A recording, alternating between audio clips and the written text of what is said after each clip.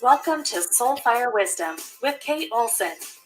As an evolving spirit and change adventure navigator, it is Kate's mission to empower and guide you on your path and inspire your truest passions. She will encourage you to share your gifts, speak your truth, and ignite your inner wisdom and purpose. To do so with a little humor and grace and her own Soulfire passion.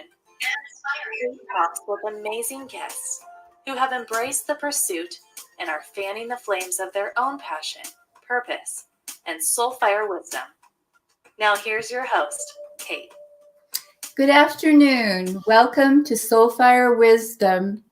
And as I mentioned last week, I'm changing it to Tips, Tricks, and Triumphs Tuesday. So I had a little bit of a triumph this week. As you know, I've been moving, and there's something that I've really procrastinated on. I had, 4 lamps, 2 chairs, a desk chair, 2 cabinets, and a bookshelf to put together. And I've been putting those off because, I don't know, they always say easy to assemble, but then it turns out that you were supposed to learn Chinese first, or you need 4 hands. So anyway, I decided to just go ahead and tackle some of those. So far I've put together 4 lamps, cart, I didn't mention that before, and a cabinet. So I have half of the things that I need to put together. So I hope your week went well, and that maybe you saw the conjunction, the Christmas star last night, or you had a special celebration for winter solstice. So I have a great show planned today. My guest is Dr. Bindu Babu. And Dr. Babu is an integrative medical physician, a celebrity life coach. She's a Reiki and quantum energy healer, as well as an author and a speaker. And she's kind of an expert in the area of healing and recovery from a narcissistic abuse. And she has a best-selling book on Amazon, and that is My Soulmate, My Love, My Narcissist, Recovery and Healing from a Narcissistic Relationship. And I've had Dr. Bindu on Embrace Change with Kate a couple of times talking about narcissistic relationships. And I first met her when we were both speakers at the Harvard Faculty Club for the Symposium for Personal Development. And so when I first heard her talk, I thought, well, gee, this is a really specialized talk. This is kind of a, unique area. And then I learned that it's not really, that we encounter narcissists in our life, a lot more than we realize. So I'm going to introduce Dr. Bindu right now, and we'll find out a little bit more about this topic. Hi, Dr. Bindu. How are you today? I'm good, Kate. How are you? So good to be here and so good to see you. It's been a while. Yes. Time flies. Oh my God, time does fly. It really does. The last time I remember was you and I at Harvard. Mm-hmm. And it was such a, magnetic experience with all the speakers and your talk and my talk. And it was interesting how integrated we all are, right? Yes, that Well, since we've been there 3 years, we've added some people along the way, but that first group of speakers, we've kind of stuck together, and it's been, as you've called it, kind of our Harvard tribe. Yeah. I look at it as our Harvard tribe. We're all still in contact, and we really took away a lot from that day, I felt. Yes. And I'm really glad that I met everyone that day, including you, because it was really not an area that I had thought about before, even though, I discovered later that I'd had a few narcissists in my life. I hadn't really, thought about it. So to start out with, can you tell us a little bit more about your background and kind of what led you to your current path? So a little bit about me is that I am a medical physician, but I went through my own personal journey where I felt intuitively that things didn't make sense compared to how left-brained I am. Everything before for me had to be scientific basis. None of the things that I understand now is what I would ever consider as real or a belief structure that I would follow. To me, it was more of, as people say, practicing woo or it's hippie world or all these different things. But you understand there's just a lot more to a person's life purpose and why we're here. So after medicine, I decided with whatever calling I felt, I became a Reiki master. I went after Dr. Brian Weiss, MD, who's the author of Many Lives, Many Master, and I became a past life regression therapist under him. I did my doctorate in natural medicine, and then I did my PhD in integrative medicine because I kind of needed to understand all the sciences behind everything because that's who I am. But my main reason was to find real hardcore inner being healing. Whatever traumatic experiences a person has, because we all have the ability to heal ourselves. Mm-hmm. And that's why I, decided with my own personal experience that I needed to understand what a narcissist was and what it is to be in that type of a relationship. And I had no clue what I went through. And not only me, hundreds of women and men who all over the world now reach out to me in regarding this because you don't understand what you're in. And then when you do try to come out of it and you're in that kind of a circumstance, how do you heal from it? Kate, I'm sure you understand allopathic medicine, especially in anything with, psychiatry or mental health, it's basically medications to alleviate the symptoms. Your Xanax and all the antidepressants, they alleviate the symptoms, but they don't really heal you. It's not like an antibiotic where you have a strep throat and you take an amoxicillin and you're going to be okay. You have to do your work, and it's very hard when you're really down. Yes, definitely. So what was it that motivated you to want to write your book? So what motivated me was narcissism has a lot of, like I said, scientific basis behind it, which is true. But there's a whole part of holistic healing that's needed. You have to heal yourself to remove the past and move forward. And when you have been in a narcissistic, toxic relationship, you pretty much lose your identity of who you are, what you are as a person. And there is no description that I can really say to make a person feel what that is. Somebody who hasn't gone through it, that is, to lose your own identity where you don't know who you are, you don't have any confidence, your basis is based on validation of your partner. You think you're the most biggest scum in the place of this earth, and your partner is the reason why you even exist. To actually believe that and to live like that and to worship that person for giving you a life, almost that type of a feeling, you don't know, you lost who you are.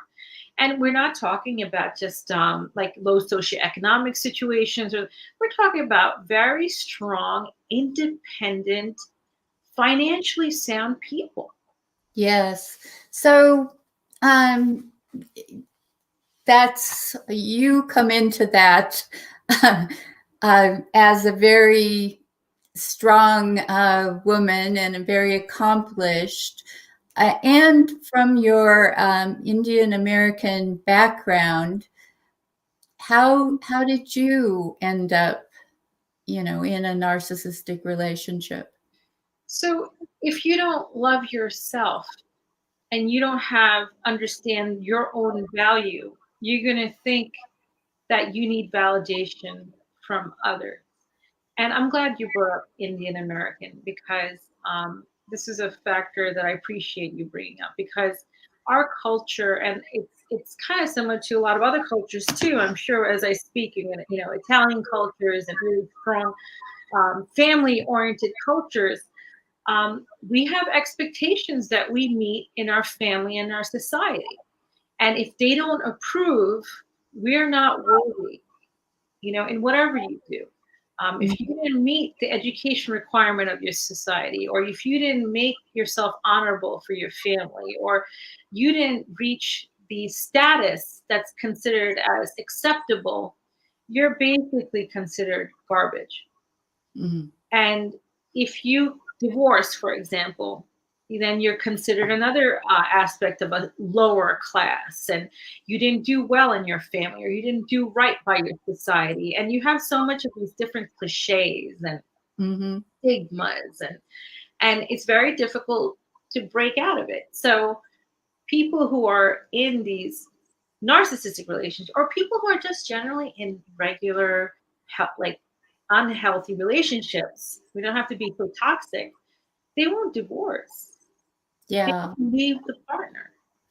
It takes a very long time. Mentally, people feel, oh, you must stay for the children. If you don't, your children are not going to do well.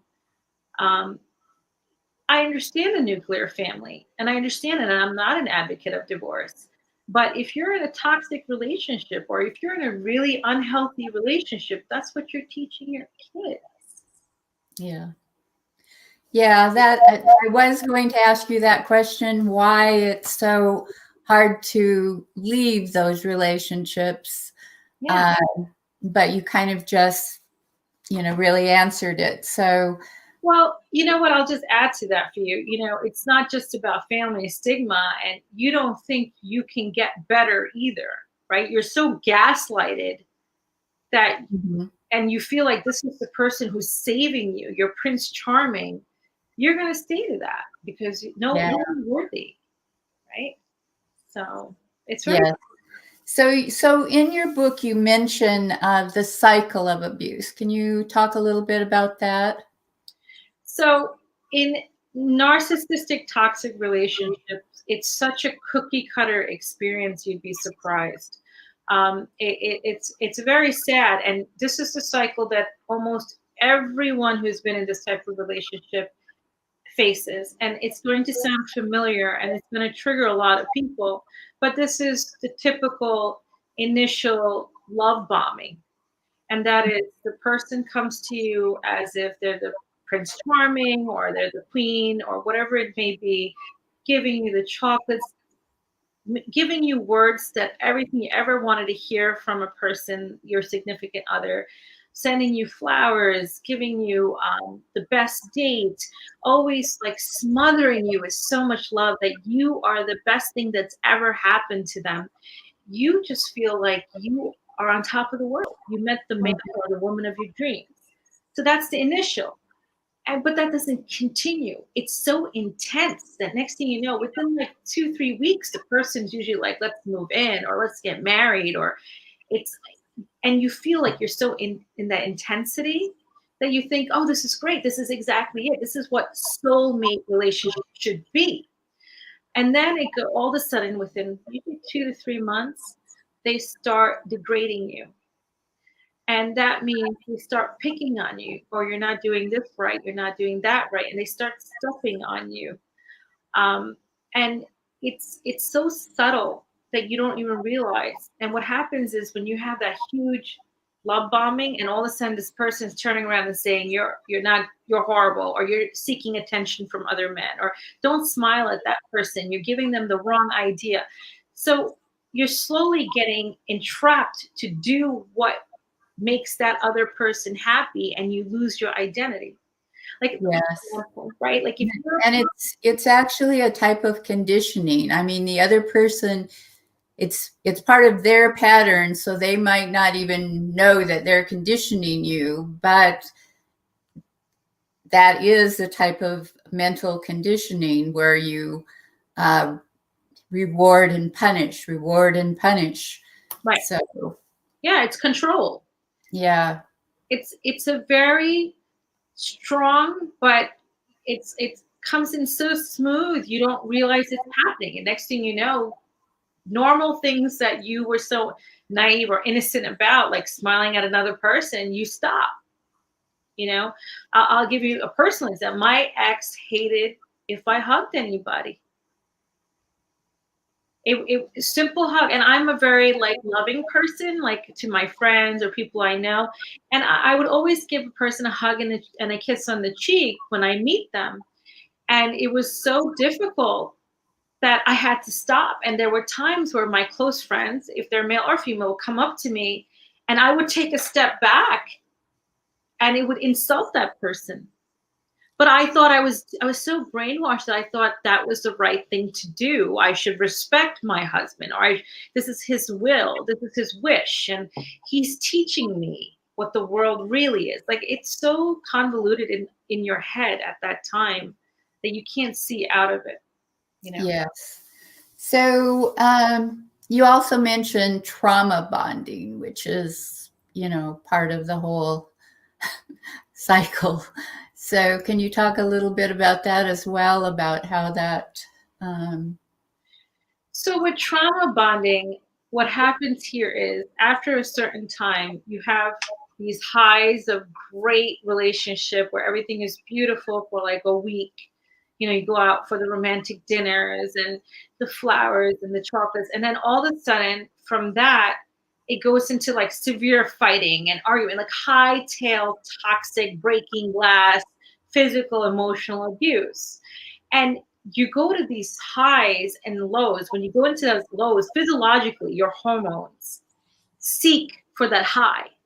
Mm-hmm. So it's an actual addiction. These relationships are not just because if someone's treating you bad, walk out.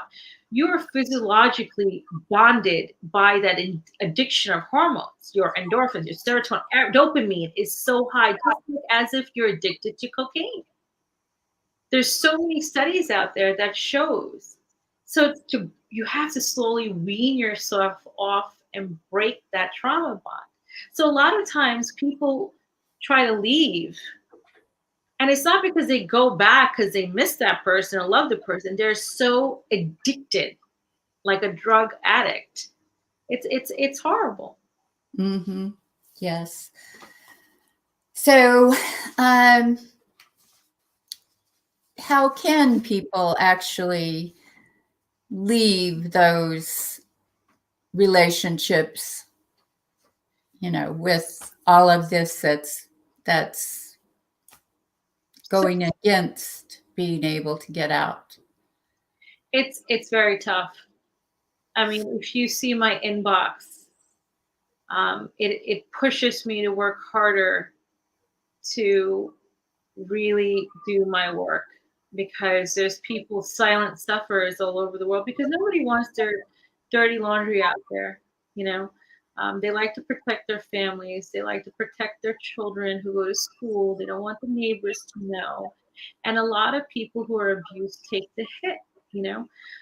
There's also a lot of issues like financial stability, right? If you leave, how are you going to handle yourself? Maybe you've never worked before. Maybe you're a housewife or a husband, so it's very difficult. It's not just emotional. It's the actual reality of life. With any divorce or anything, you have a house, you have 401k, so many different aspects of that change. it's difficult, but it can be done, because you kind of have to understand that's the physical world, but your life is not meant to be born, get educated, get married, buy a house, have kids, and to die. It's just not.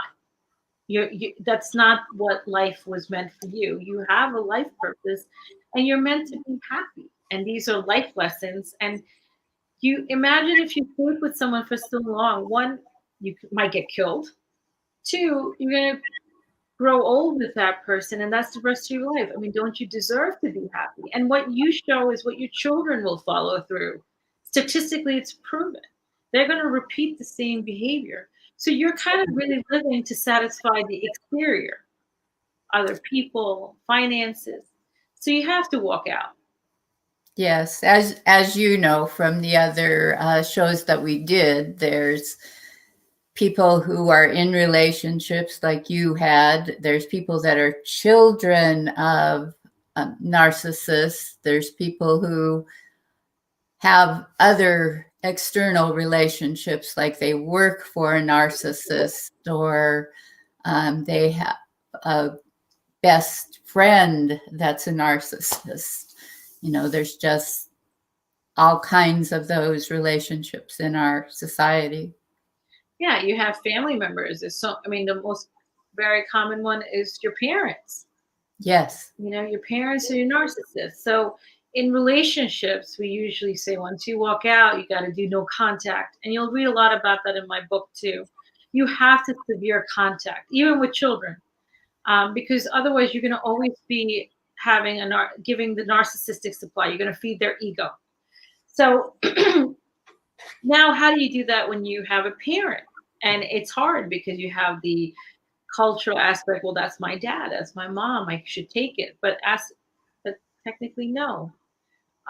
You have to learn how to limit that behavior. Be responsible as a child. Take care of your parents in the sense of, finances. But you can skip, birthdays. If you know you're going to go there and you're basically giving your cheek to get battered, and it's going to take you a couple of weeks to come out of it, and then you're hurt and you're going to spin, it's not worth it. It's not worth it. Yes, true. So when you finally do, get out of the relationship, why is healing so difficult then? So when you come out of it, there's so many aspects. One is just coming out of a relationship. Think about it. A regular relationship is so painful, right? You want to lie in your bed for months. You want to eat ice cream. You just want to heal, talk to your friends, manage it. You're heartbroken, And now you have toxicity, by someone who brutally destroyed your identity, and you allowed it, right? The reality is, and that's hard. You can always forgive others, but trying to forgive yourself is like built up anger. Because whatever is said and done, if somebody is treating you in a way, you're always looking for an indirect excuse to allow it and hoping you can save it. And eventually you're hurting yourself, and you know that. So you kind of have to learn to forgive yourself. So it is a process. It's forgiving the other person. Not that it's okay, it happened. It's, I'm forgiving you because I need to live my life and I need to let it go. And you are a horrible person. What you did was wrong, but you're not worth me still burning over. I want my peace. I want my happiness. Good luck and good riddance. And then you have to forgive yourself, where you're sitting there like, okay, I allow this because of my judgment of wishing for something better, believing in that person's potential, that if they changed, we would have an amazing life, right? Yeah. So you had good intent. Forgive yourself. It's not because you're stupid. You believed in the higher good of somebody, the bigger picture, right? So it's a bit of a process, but it definitely can be done. And I always say, if I did it, anybody can do it. So I think, and this is a question that we have from a listener too, but it's something that I know is difficult, and I know you probably know about. So they say, I have a child. I how do I deal with this? I have to be in contact with my ex. My child loves this person. How do I deal with this?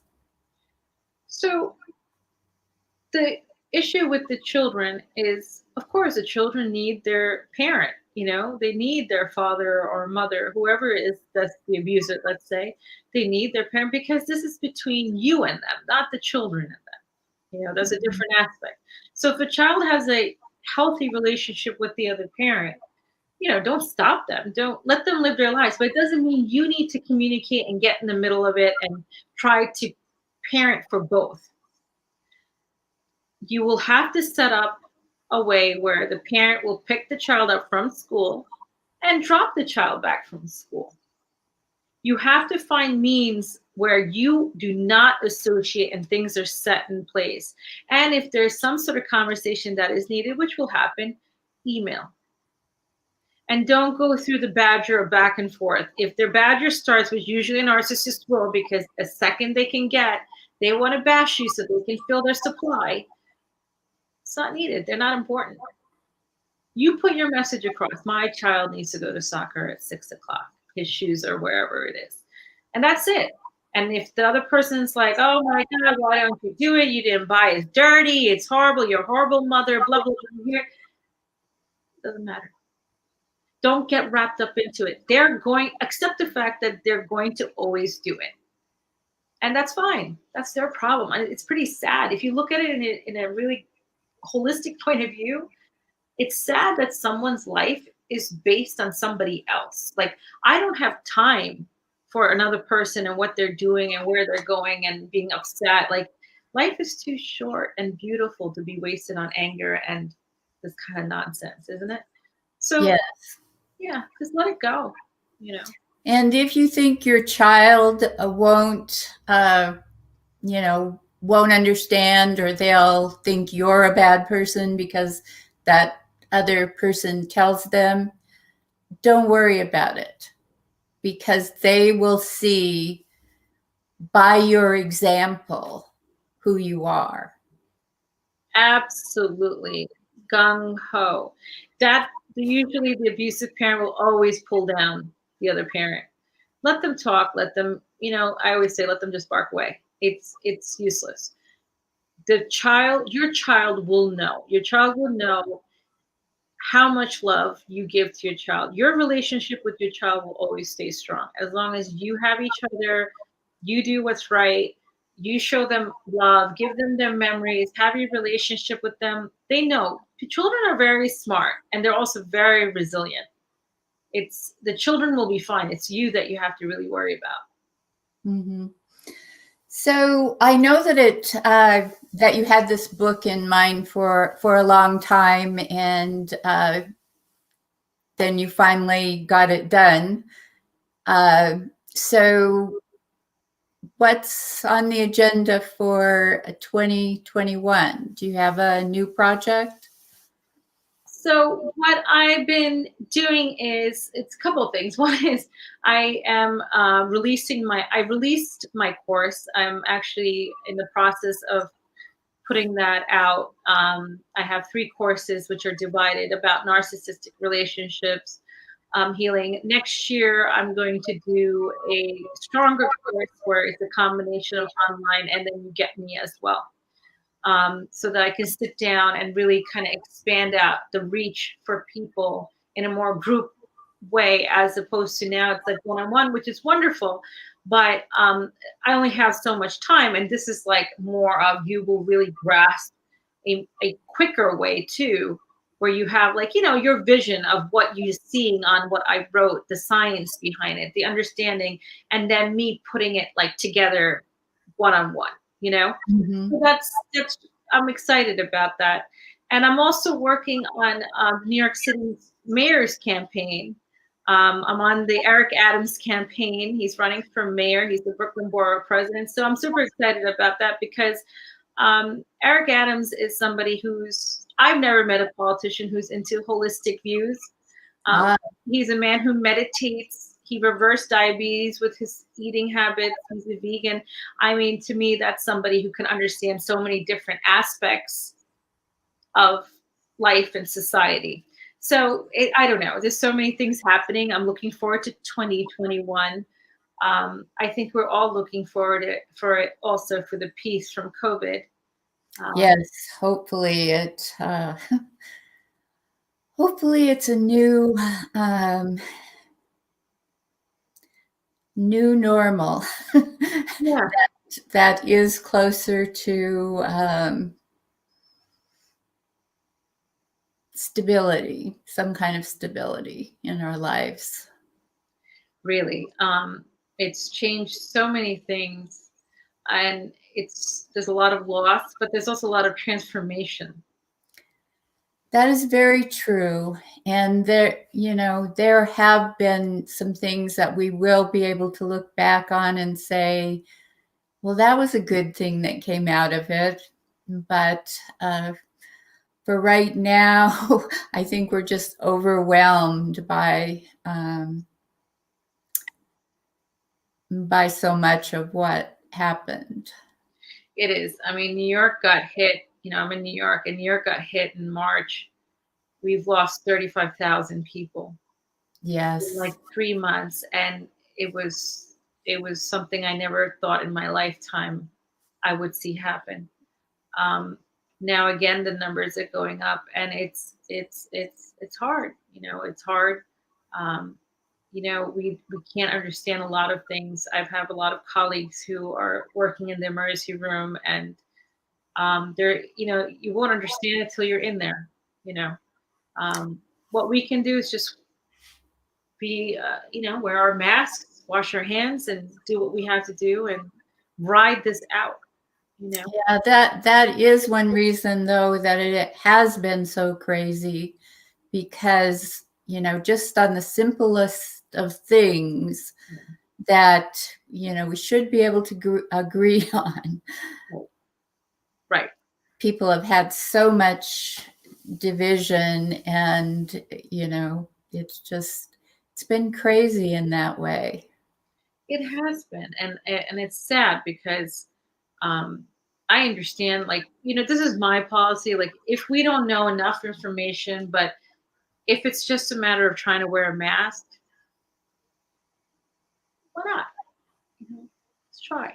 Even if we don't understand the sciences, everyone doesn't have to be a doctor or a lawyer or whatever to understand all these high educational aspects of the virus, genome, and all these things they're talking. I get it, but it's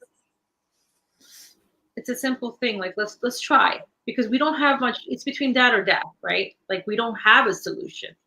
And yes, this is not just this country. We're talking about countries like not only third world. We're talking about Italy. Like, that was horrible. Different. I mean, UK. Well, we can say that, but actually, the U.S. is one of the worst places on earth right now. Oh no, I agree. Yeah, no, I agree. What I meant to say is, like, back then when people didn't really believe, I mean, it was happening in other countries. Like, it's got to be real. That's what I meant to say. But now U.S. is the worst, and that really hurts because it does, because we didn't need to be. No. So we're the most powerful country and the richest country in the world. So it doesn't make sense, but it is. And one of the most educated countries in the world, and still, what are we doing? I don't know. Right. No, I'm right with you. So I'm hoping that 2021 is a year of healing in many ways. It is.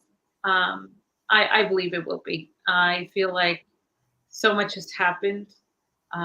What I found interesting was in my area, where it was more of suburbia, when I was growing up, we used to ride our bicycles and go get candy, or those things had completely like dissolved. With the pandemic, everybody's outside again. They're on the bikes. They're trying to. It's like kind of like you see the whole transformational process of people interacting. So in that sense, I can see a lot of changes in healing. Yes, I think it has brought about the realization of what's really important to us. So that's probably a plus, and hopefully we'll hang on to it. Yes. Yes. So I have a question that's kind of, well, we got a little off topic already, but this question I've been asking all of my guests lately. So what has surprised you most about life so far? What has surprised me? I guess, I don't know if it's surprised, but we always have a vision of when we were a child or when we get, I guess, in our teens or even college of what life would be. Mm-hmm. And I always dreamed this would be a certain way where my life would fall. And, surprisingly, I am an introvert and I like to kind of like I'm a person who likes to sit in a cabin somewhere by the lake, and I always thought it would be like that, a simple, and I don't know where my life took. It was completely opposite of a cabin in the lake. I'm in New York City, my office is in Manhattan. I'm like, and it's interesting how I had to go through all those struggles and hurts and pains and build where this is what I had to be. It wasn't what I wanted, it wasn't or maybe what you thought you wanted. Right. Or maybe it's just that it changes. Yeah. It was something I didn't expect at all. I thought I'd be somewhere quiet and being like a soccer mom, and I had no clue my life would come to this. And that's, I guess it's like we think we can control things or we can't, but fate is fate.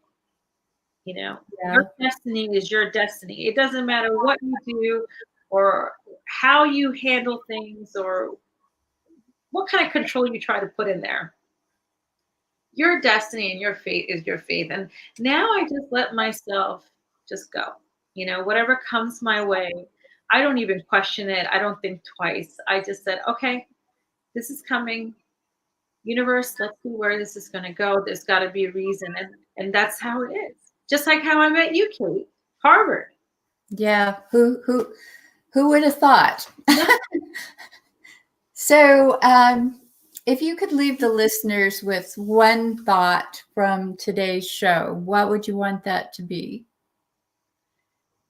I would say try not to jump for judgment. It was interesting because today I was thinking about it. I had to go pick up my son, and I was at a light, and that light turned green, but I couldn't turn the left that I needed to turn because the lane was full. The cars were full. And I live in a suburban area where everyone's very nice and respectful. So I'm not going to sit there and cut off a whole lane. I'm going to wait where I am. And I did. Mm-hmm. And I had to wait 2 lights like that. Mm-hmm. So the third light, I said, I'm never going to get my son. I have to cut everybody off and block traffic. And the people behind me were also like, now it's getting, and I did. I jumped in, cut off this traffic, cut off that traffic, and everybody was yelling at me like I was an impatient person, and they were like honking, and how do you do this, And I thought to myself, but you people don't understand. I was at the light, 3 lights. I waited 3 green lights, and I couldn't get in. But people don't understand that, right? It's automatic.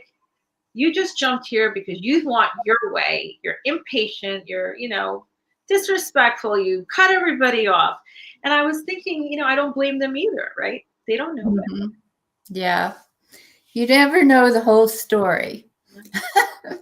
You never know. I mean, what am I going to come outside my car? I waited 3 lights, people. Don't judge me. But and you never have the chance to explain that to those people. So you just have to, let it go and go on.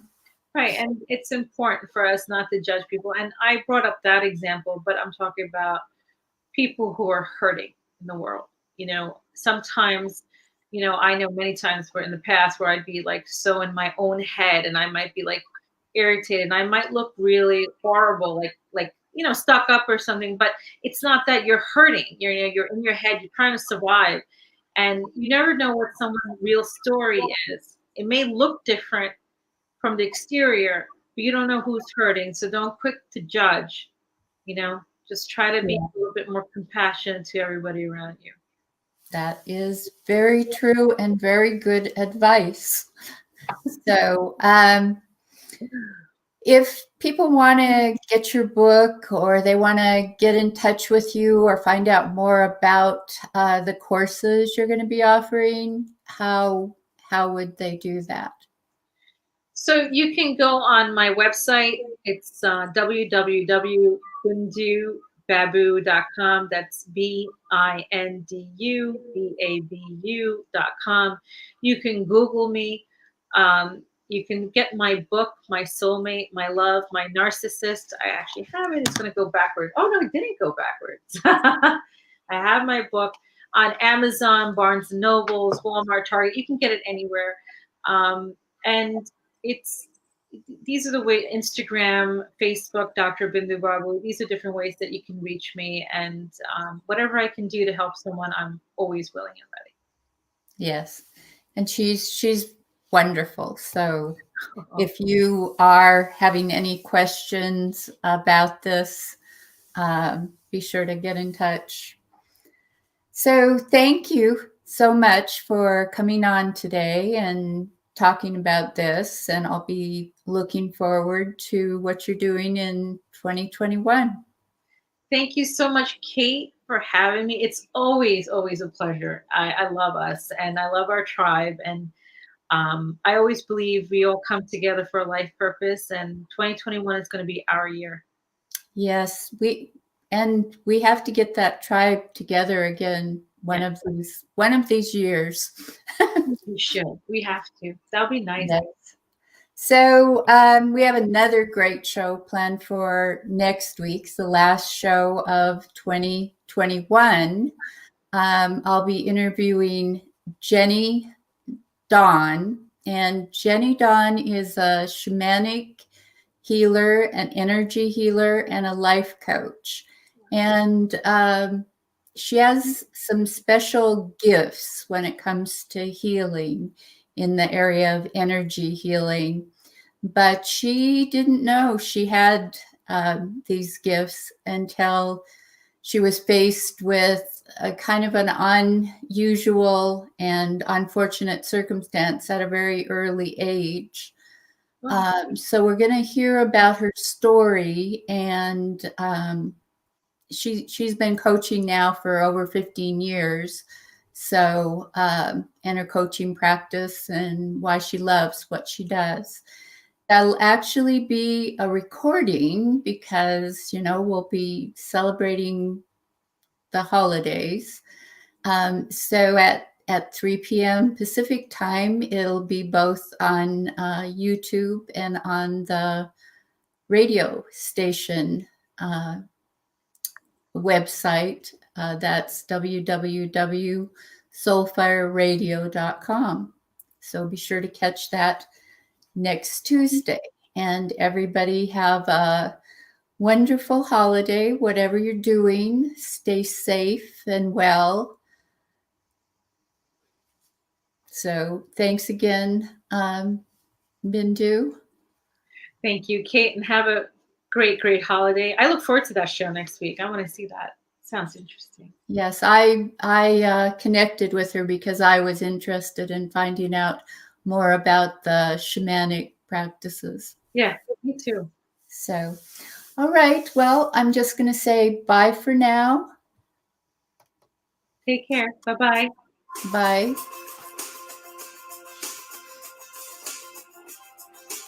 Welcome to Soulfire Wisdom with Kate Olson. As an evolving spirit and change adventure navigator, it is Kate's mission to empower and guide you on your path and inspire your truest passions. She will encourage you to share your gifts, speak your truth, and ignite your inner wisdom and purpose. She hopes to do so with a little humor and grace, and her own soul fire passion. Kate talks with amazing guests. Thank you for listening to Soul Fire Wisdom with Kate Olson. We hope you...